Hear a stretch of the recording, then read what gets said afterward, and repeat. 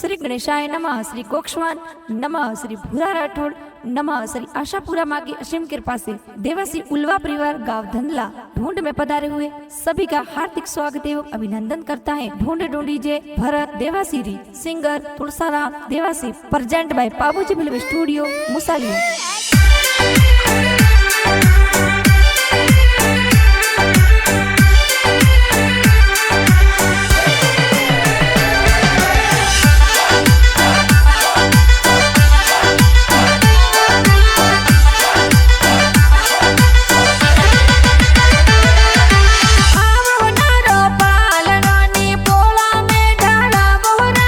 भरत जिगारो पालनियो ने पोलो में डलावो राज। भरत देवासी रा पापा जी हालरी हुलरावे हो राज। अरे दिनेश देवासी पापा जी ए पालनिए झूलावे हो राज। हालरी हुलरावे मम्मी जी फूड गणी रुकरावे हो राज। अरे रेखा देवी मम्मी जी ए दीकरा ने हुलरावे हो राज। हिलो भरत हिलो ते दूध बतासा पीलो। भरत रे हो नारा मादलिया भरत रे रूपारा रम जमिया। भरत हाले जियो आजे भरत दौड़े जियो आजे। भरत रे गले हो नारो डोरो के ओंगड़ खेले मोरो।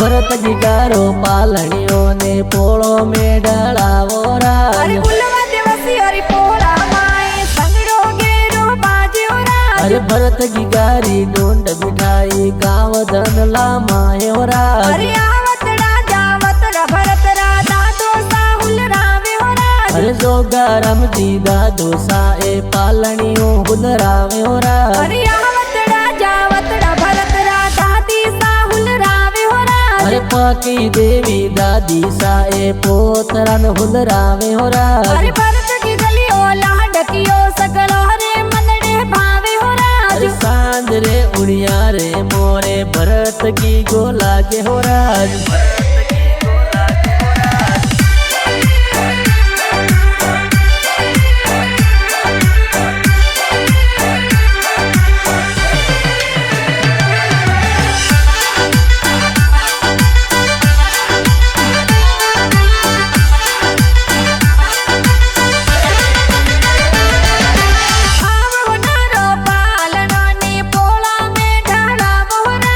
भरत जिगारो पालनियो ने पोलो में डलावो राज। अरे बड़ा पापा जी नारायण जी फूड गणी रुकरावे हो राज। अरे लीला देवी बड़ी मम्मी गुड़ पता सा बटावे हो राज। अरे रमेश जी देवासी हुसीला फूड गणी रुकरावे हो राज। अरे सुआ देवी हुसीला ए मिठायो जोर बाटे हो राज। अरे डिम्पल खुशियारी तू देवी बेना फूड करावे हो राज। अरे महावीर देवासी सोनू देवी जबला टोपी लावे हो राज। अरे वरुण देवासी पवित्र देवी लाड गणेरो लड़ावे हो राज। अरे योगिता देवी प्रदीप देवासी चैन पिरावे हो राज। देवासी चैन पिरावे हो राज।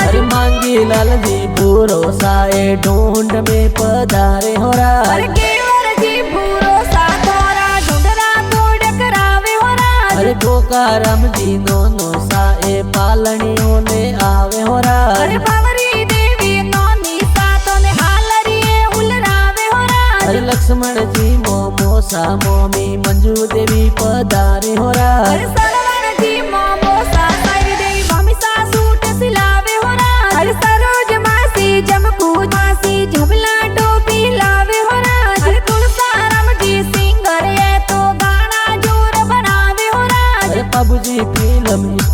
तो मुसाले में गाना बाजे हो राज।